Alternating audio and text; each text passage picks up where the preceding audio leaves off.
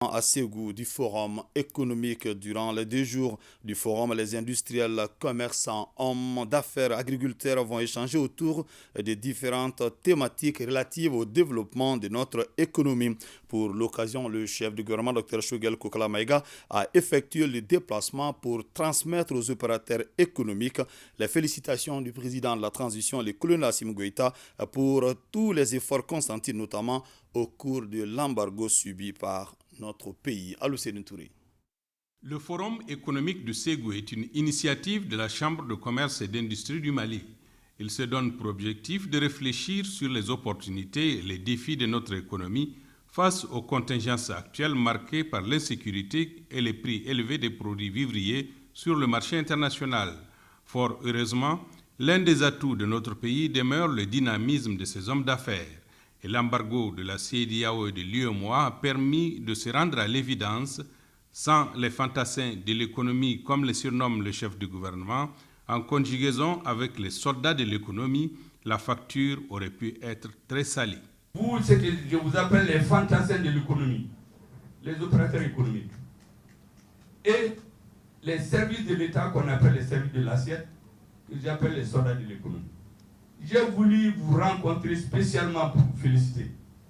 Quand le ministre m'a informé de la tenue de ce forum, c'est l'occasion rêvée. Ce n'est pas la peine d'organiser une audience. Il faut faire d'une pierre deux coups et vous dire, nous avons tenu l'embargo. Notre armée a tenu l'embargo. Nous avons tenu des discours de confiance aux Maliens parce que notre économie ne s'est pas effondrée. L'économie ne s'est pas effondrée, pourquoi? Grâce aux fantassins de l'économie que vous êtes, le présent forum économique organisé par la Chambre de commerce et d'industrie du Mali est une opportunité pour le secteur privé malien de s'approprier l'ensemble des politiques et stratégies publiques, mais aussi et surtout les plans de développement adoptés par le gouvernement et les activités territoriales pour impulser le développement économique de notre pays en général et de promouvoir la participation du secteur privé en particulier. Il est pour moi et pour le gouvernement que j'ai l'honneur de diriger un cadre d'écoute du secteur privé à la matière sur la manière dont il compte contribuer à la mise en œuvre de ces politiques, stratégies et plans de développement conformément à l'objectif général assigné au présent forum, à savoir l'opérationnalisation des filières porteuses des régions en vue de réaliser des pôles de développement économique. Le Premier ministre a puisé de son expérience d'ancien ministre du Commerce pour montrer la nécessité d'assainir la concurrence en mettant les opérateurs économiques dans les conditions parfaites d'équité. En 2003, j'ai convoqué le matin de bonne heure 4 opérateurs économiques.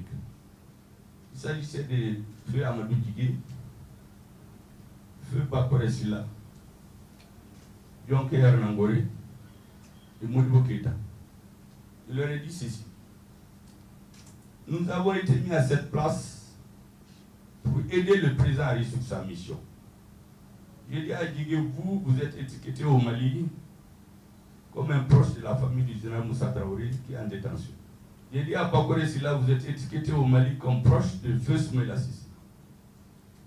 J'ai dit à Jonker Nangore, vous êtes étiqueté comme étant proche de Ibrahim Bokar Keita, personne.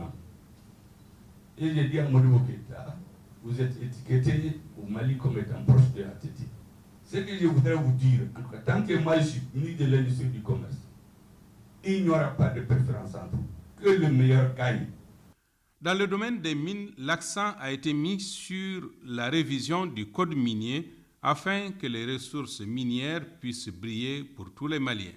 Et le président a décidé d'ouvrir le livre des opérations minières pour le voir clair, qu'on modifie le code minier, qu'on voit ce qu'il y a à rapatrier, ce qu'ils doivent à l'État qui lui donne pour que les Maliens sachent que l'or brille pour le Mali. Au cours de ces 2 jours, plusieurs panels thématiques seront animés pour mieux partager les stratégies et les plans de développement de notre économie afin de parvenir à une véritable sortie de crise.